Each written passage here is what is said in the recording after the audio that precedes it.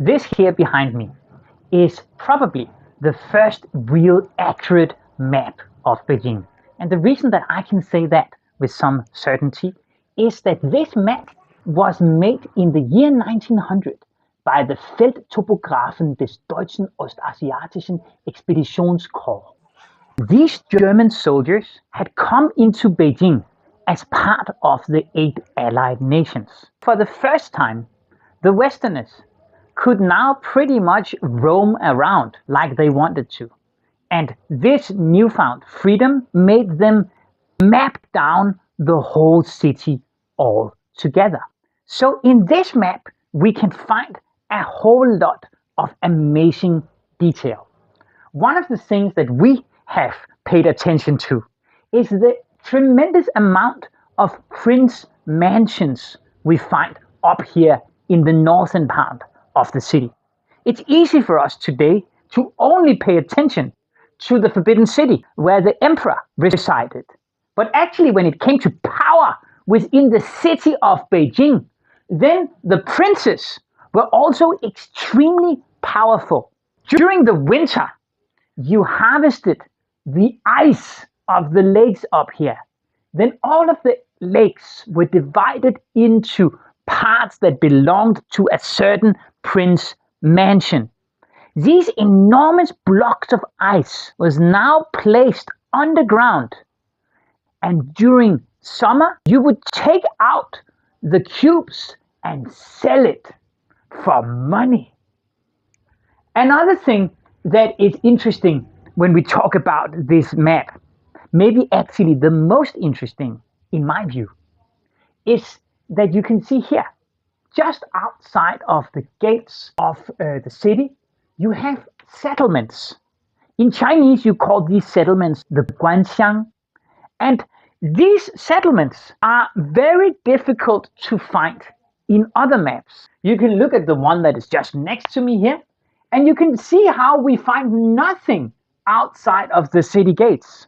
That is because this map was made for looks, whereas this map was made by the army for precision.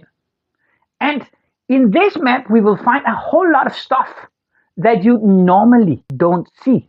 And this floating population, these people that did not have license to live inside the city proper, is one of them. Another thing we see a lot of in this map is water.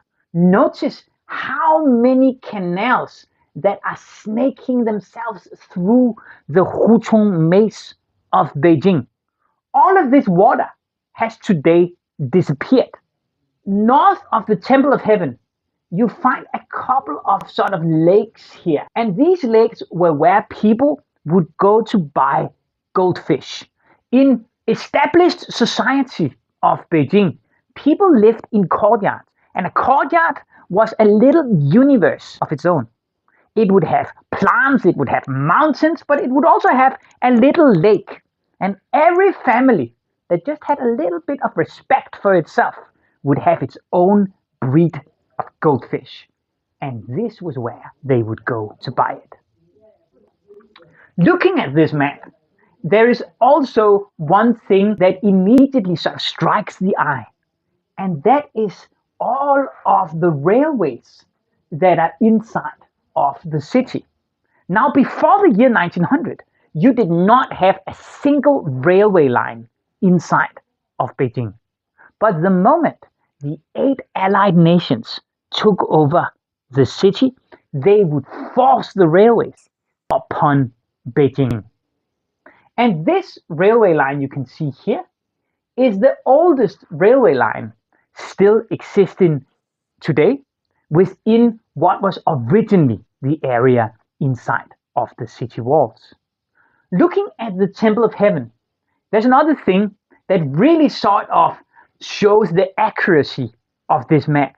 And that is that if you look here, you can see where you had trees and where you didn't have trees.